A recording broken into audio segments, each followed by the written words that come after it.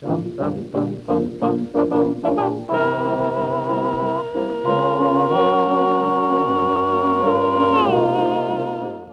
nyo ba, sa kasaysayan, iisa lang ang litrato ni Bonifacio na ginagamit natin. Oo, ito lang. Kuha pa raw ito nung kasal niya. At tingnan nyo, naka-Amerikana siya, ang supremong anak ng bayan. Ibig sabihin, halos lahat ng mga estatwang nakikita nyo, mula Caloocan hanggang Liwasang Bonifacio, ay galing lang sa imahinasyon ng mga tanyag na eskultor gaya nila Guillermo Tolentino at Ed Castrillo. Kilala mo ba to? Apolinario Mabini? Si Jose Rizal. Si Rizal. Hindi siya kagaya ni Rizal na sandamakmak ang mga picture. Kung nabuhay nga si Rizal ngayon, tatawagin siyang cam whore. Pero teka, hindi porke iisa lang ang profile pic ni Bonifacio sa ating kamalayan, ibig sabihin, ikokonti lang ang nalalaman natin tungkol sa kanya. Ate, kilala mo ba yun sa picture? Opo, Sino yan? Jose Rizal. Apolinario Mabini. Sigurado ka dyan?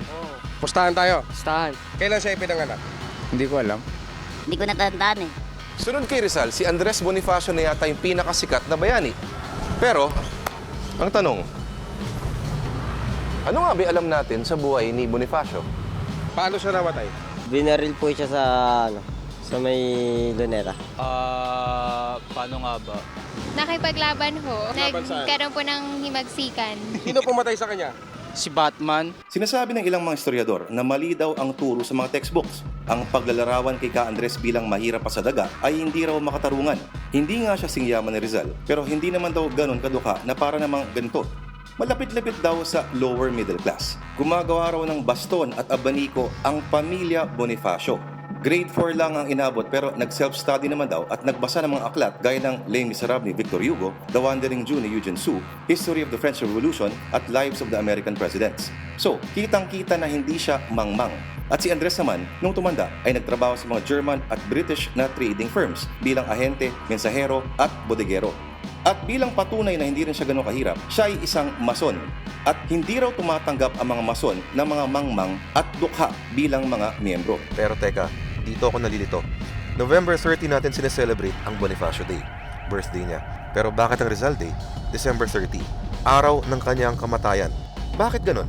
Dahil ba dayuhan ang pumatay kay Rizal at ang mga pumatay kay Andres ay mga kapwa niya Pilipino? Dahil ba umiiwas tayo sa kontrobersya? Dahil ayaw natin maungkat ang ilang mga madidilim na katotohanan tungkol sa ating kasaysayan na ang nag-utos sa patayin si Bonifacio ay ang naging unang presidente ng ating bansa? Ang November 30 ay Bonifacio Day. Pero, ano nga ba ang ibig sabihin nito?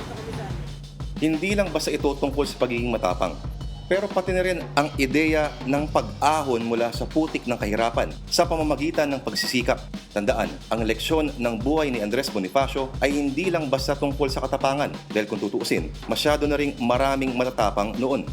Pero, marami pa rin namang matatapang hanggang ngayon. Ito mga to, nuknukan ng tapang. At wala na yatang mas tatapang pa kesa sa abogadong handang magpatanggal ng isang itlog. Sinabi ninyo, papaputol ninyo yung isang itlog ninyo kapag hindi siya bumalik. Ay, opo. Aba, Attorney Topacio, atapang atao, aputol ay itlog, hindi atakot. Nako, buti na lang, house arrest ka na, ate.